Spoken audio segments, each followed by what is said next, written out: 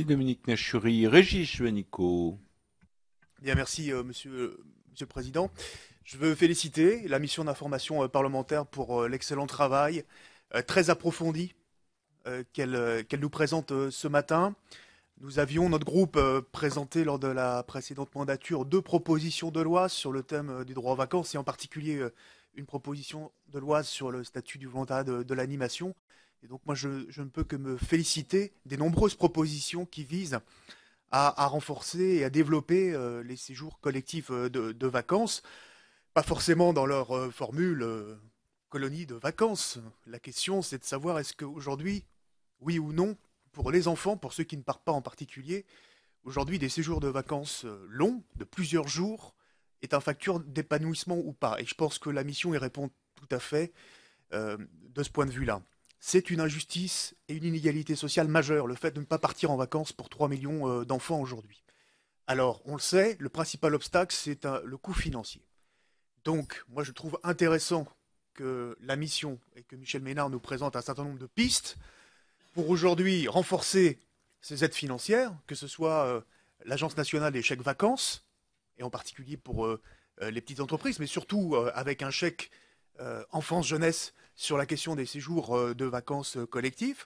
La question de la CAF, aujourd'hui, les crédits sont surtout fléchés sur les centres de loisirs et ne le sont pas assez sur les séjours collectifs. Donc effectivement, il faut relancer de ce point de vue-là. La question des transports avec la SNCF. Moi, la question de la taxe sur l'hôtellerie du luxe, qui existe d'ailleurs, hein, ne me choque pas du tout.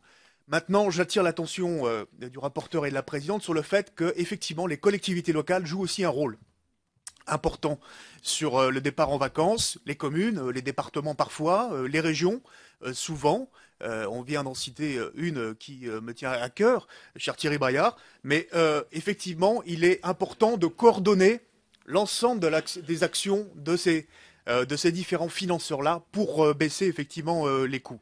Très bonne idée aussi de faire un observatoire. Hein. On évalue bien que ce qu'on connaît bien. Et là, je veux rappeler une chose. On parlait tout à l'heure de l'hôtellerie de luxe comme filière créatrice d'emplois. Les centres de vacances sur nos territoires, notamment en milieu rural, sont créateurs d'activités et d'emplois non délocalisables. Et donc, je pense qu'effectivement, c'est en termes d'intérêt économique, une filière extrêmement importante. Je termine, Monsieur le Président, sur le statut du volontariat de l'animation. On a eu l'occasion d'en discuter avec la ministre Valérie Fourniron lors de son audition il y a 15 jours. Je crois que l'objectif n'est pas effectivement de substituer un statut par rapport à ce qui doit être le droit du travail qui s'applique et les contrats de travail qui s'appliquent dans la filière des métiers de l'animation. Ça, c'est le droit commun, mais simplement de pouvoir faire coexister sur un modèle bien particulier qui est celui de l'engagement citoyen, de l'engagement bénévole, un statut du volontariat de l'animation à côté du statut de salarié et des métiers de l'animation collective. Il ne faut pas opposer ces deux statuts-là, ils doivent pouvoir coexister. D'ailleurs, nous précisons bien que ce statut vaudrait pour des animateurs sur leur temps de congé, et donc on ne vient pas en concurrence des salariés des métiers de l'animation. Donc c'est très important, et je voudrais poser ma question donc finalement à Michel Ménard et aussi à la présidente Genevard, savoir si effectivement après cette remise du rapport, vous avez l'intention effectivement de relancer le chantier législatif d'une proposition de loi sur le statut du volontariat à l'animation.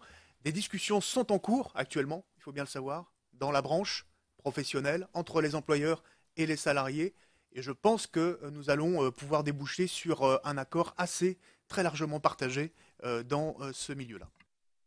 Merci.